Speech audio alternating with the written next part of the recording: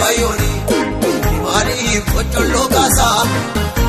nanni sabijua eke kana garar tulsiwasa bayani ki bachisa wa eke samirkasi abadu maka ka bajan sitige dara sadure tini wamanto algam dikhe dinayo de dikhe baiye gudada Harat singisu kalmoya daketi singa kalkau dikhe dinayo de dikhe baiye gudada sikha se harat singisu kalmoya daketi singa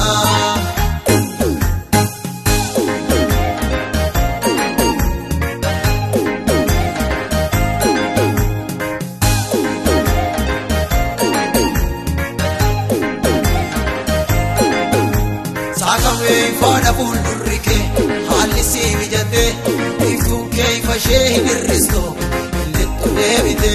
mokka samakara sikenna sichile livamta iya dingenye nsiga latte vekamta saakame fada fuldurike halisi vijate iftunke ifashe nirristo lettu devite mokka samakara sikenna sichile livamta Indo atingenye nasiga latte vekamta kalkam dikhe dinayo de dikhe baiye gudada sikha se harat singisu kalmoya daketi singa kalkam dikhe dinayo de dikhe baiye gudada sikha se harat singisu kalmoya daketi singa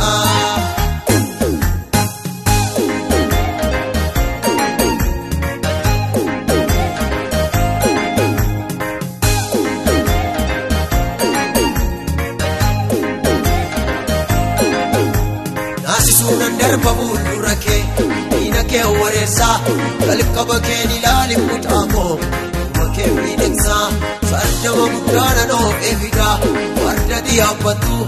aku gana masi farawanda ebake orminyatu nasi sunan babul durake ina ke waresa kalkaba ke nilali mutamo make mineksa sarjama mutana no evida warda dia patu aku gana masi farawanda ebake orminyatu kalkam dikhe dinayo de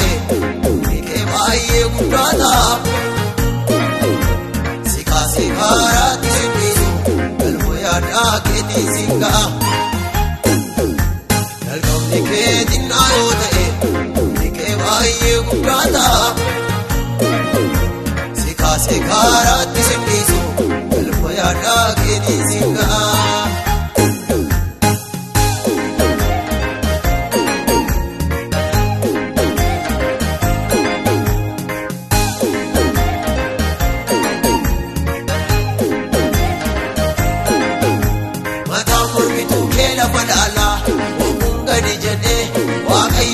Sewanin deta,